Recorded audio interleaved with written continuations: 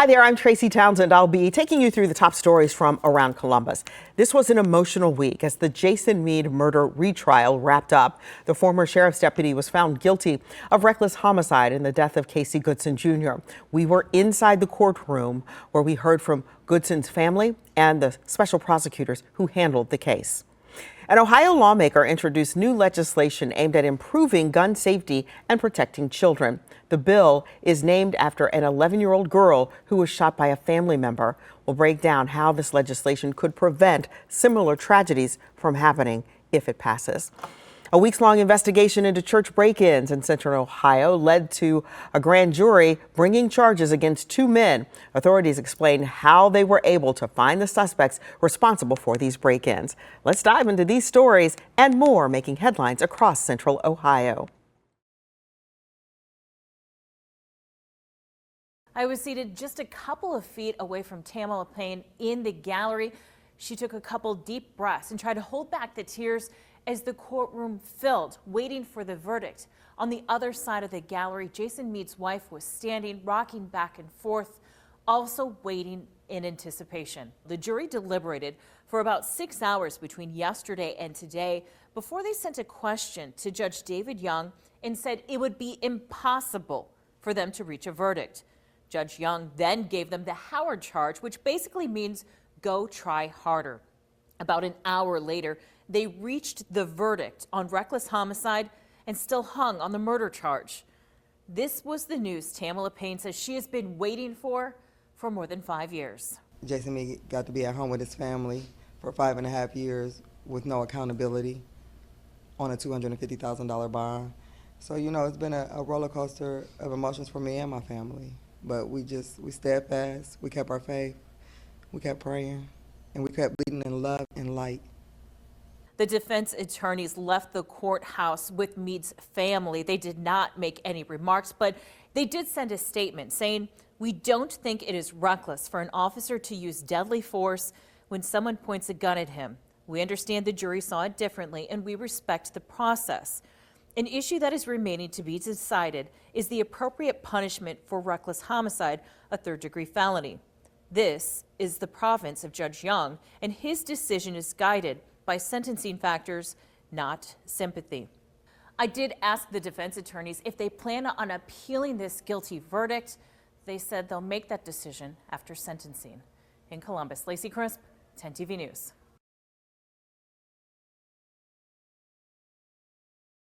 Yeah.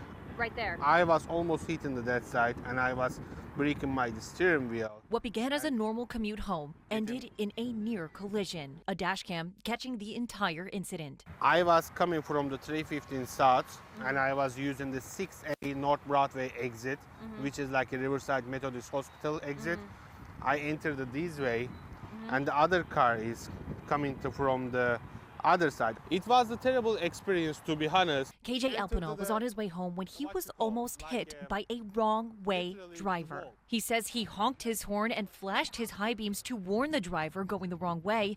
It didn't work. Instead, he swerved out of the way. This is footage he sent to 10 TV this morning. It was literally from this enter because we was coming over from the 315 south exit and the other wrong way driver is coming from this side. KJ says he's not sure how anyone could mistake the ramp for anything other than a wrong way entrance. There is two signs over there. It's literally big and it's literally warning you about the don't enter wrong way, don't enter wrong way. The driver of that wrong way vehicle, 30-year-old Shielka Fan, is facing charges of vehicular homicide and vehicular assault. According to court documents, the vehicle Fan was driving was stolen. A woman told police that she picked up the suspect because Fan asked for help.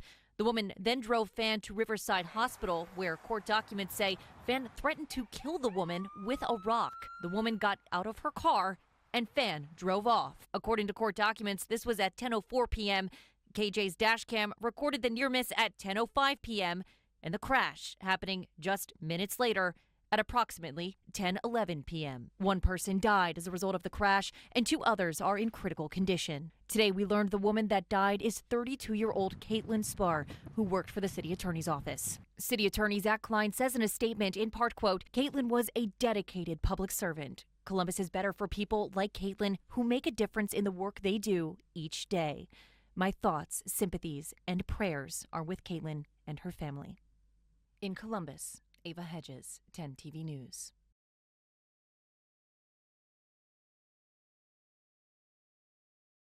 We talked to the sheriff outside of this courthouse today. He says that Deputy Shearer's parents are satisfied with this plea because now they won't have to sit through a trial that wasn't scheduled to start until at least January.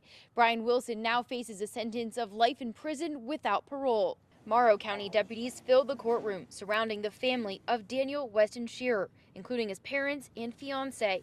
The room silent as Brian Wilson admitted to killing the 31-year-old deputy. How do you plead?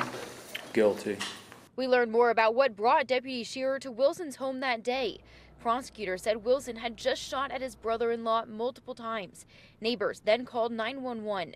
Body camera video shows Deputy Shearer approach Wilson, who issued this warning. Don't come up here. I'm telling you right now, I'm not in the mood. Wilson pleaded guilty to shooting the deputy multiple times. It always had a smile on his face. Great kid, always personal. Always enjoyed working with him and just talking with him. He was just a great kid. Sheriff John Hinton explains this tragedy has rocked his department. It's day by day. It's something you're never going to forget. There's going to be constant reminders every day. But with today's change of plea to guilty, now we're coming to the end of it. After court, prosecutor Andrew Wick shared a statement acknowledging strong reaction from the community for the dismissal of the death penalty. He says he considered factors including the wishes of Shearer's family and the state's current pause on executions. He wrote those factors would prolong uncertainty in this case for many years and risk denying the family and this community the finality they deserve. Brian Wilson will be sentenced on May 26th, exactly 1 year since Deputy Shearer's murder. It'll be a lot of emotions that day, but we'll definitely get through it. There are still some blue ribbons outside of the courthouse for Deputy Shearer. Sheriff Hinton says he's working on some ways to permanently honor the deputy, including some signs outside the sheriff's office and renaming part of US 42 the Deputy Daniel Weston Shearer Memorial Highway. Reporting in Morrow County, Carla Rogner, 10 TV News. Guilty of reckless homicide as charged in count 2 of the indictment. Justice for Casey, something Tamala Payne has been fighting for since December 4th of 2020, when her son was shot to death by former Franklin County Sheriff's Deputy Jason Meade. She says justice has been served to a certain extent. We would all like to see him be found guilty of murder, because what he did is murder Casey. And I don't even like to say he murdered Casey, he executed Casey. Jurors were deadlocked on the murder charge, so the judge declared a mistrial on that count. But to have him be convicted of something is still a great feeling. Family attorney Sean Walton says they plan to push for a third trial on the murder charge. Knowing that in the first trial, 9 jurors wanted to convict him of murder. In this trial, 10 jurors wanted to convict him of murder. There's an overwhelming number of folks who hear this case and they understand that this was murder, and to let someone walk free without facing that charge is just it's not in the interest of the public good. Since Casey's death, Tamala has made it her mission to protect her son's reputation, using social media to tell his story through pictures and shared memories. From the beginning, I said I will not allow them to taint Casey or his character or who he was. She needed people to know that her son wasn't a thug.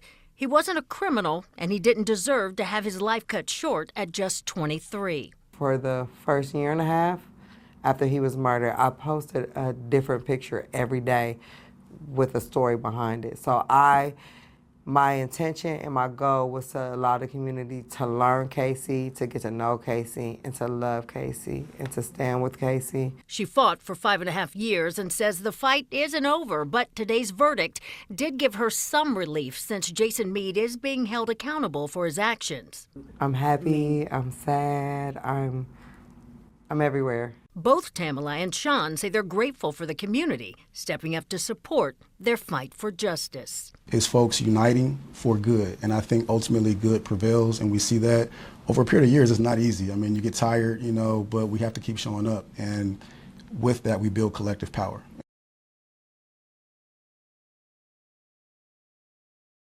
I think Overwhelmingly, people want to move past this. Tonight, Whitehall city officials targeted in a recall, reacting to the state's high court, putting that election in limbo. I am appreciative of their ruling. It was an expected result based upon the way the law was as it relates to it and the way our charter was written. Organizers of the recall effort say a misinterpretation of the city's charter meant they fell short of required signatures. The group now has about a week left to turn in more than 100 additional valid signatures on each recall petition. I asked those officials targeted if they think the petitioners will get there. That I don't know. I hope they don't, obviously. And it's one of those things where just because you can do something doesn't mean you should. I would hope not, because this time I hope people are asking questions about what this is really about.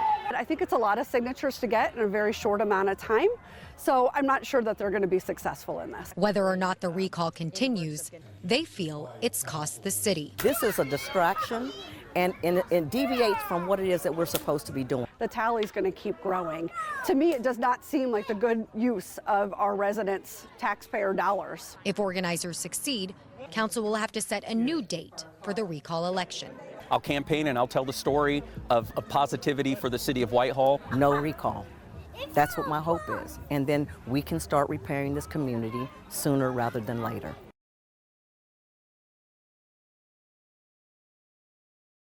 She was not a headline. She wasn't a statistic. She was a child.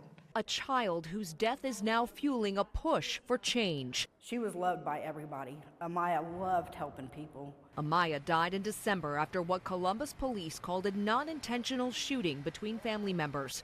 Police say her 14-year-old cousin grabbed his father's unsecured gun and shot her. Both are now facing charges. Now, State Representative Darnell Brewer is trying to prevent a similar tragedy. Amaya is a comprehensive step in ensuring firearms are stored securely, and those who do not do so be held accountable. Under the proposed legislation, if a child gets access to a neglectfully stored firearm and causes physical harm, the owner can face a first-degree misdemeanor. If serious harm is caused, the charge could be upgraded to a fourth-degree felony. Amaya law is built on one principle. Responsible gun ownership does include protecting children from unauthorized access. Brewer says the bill would not create a storage mandate. Instead, there would only be penalties if a child actually gets a hold of an unsecured gun. We're not trying to take anybody's rights away from owning a gun. We're just asking you to be responsible to keep it locked when a child is present. For Amaya's family, the goal is simple: to make sure another child's story does not end the same way theirs did. There are the stories we don't hear enough about: the accidental shootings, the unsecured firearms, the moment it takes a second and changes families forever. A child finds a gun in a drawer. A friend brings a weapon into a home. A moment of curiosity turns into a lifetime of grief. These are not criminals. These are children. Who set the house on fire? Some girl. I can hear her arguing and the smoke's really thick in the hallway. I'm on the 3rd floor. This Columbus police body camera video shows the officer drive up to the apartments on Eakin Road. The officer then talks to another first responder. Everybody out? Yeah, everybody's out. The chick right here is the one who said it, apparently. You can see flames and smoke coming from the building before officers make contact with the suspect. Hey, what happened? Put down a cigarette. Put down a cigarette. Court documents say an officer reported that the suspect, Hawa Hassan, admitted to setting the fire.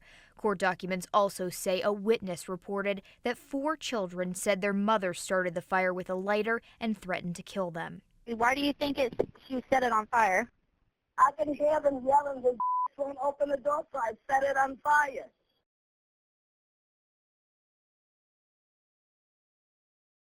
I talked to Sheriff Alex Lape here at the Fairfield County Sheriff's Office. He says the only thing these churches have in common is that each one is a little off the beaten path. The investigation began on March 29th when authorities responded to a report of electronics stolen from St. Paul Lutheran Church. Then on April 12th, at least 2 more churches were targeted: Bible Baptist and New Hope. Sheriff Lape says the thieves stole musical instruments and electronics and had started to resell the items at local pawn shops and the black market. He says detectives charged William Whitehead and Jonathan Schneider after poring through surveillance video. He says the suspects have been charged in the thefts at 3 churches so far, but he believes at least 2 more church thefts are connected. I think that maybe some haven't reported the incident if they experienced one, would be, just their forgiveness to that particular individual who they don't know who it was that might have committed that offense against them. Sheriff Lape says more charges are possible. He urges anyone who knows anything about this theft ring to reach out to detectives. Reporting in Fairfield County, Carla Rogner, 10 TV News. That's a wrap on this week's edition of Around Columbus, your look at the stories shaping Central Ohio. Thanks for spending time with us. Stay safe, stay informed, and we'll see you next time. And don't forget, you can always get the latest updates on the go with the free 10 TV News app.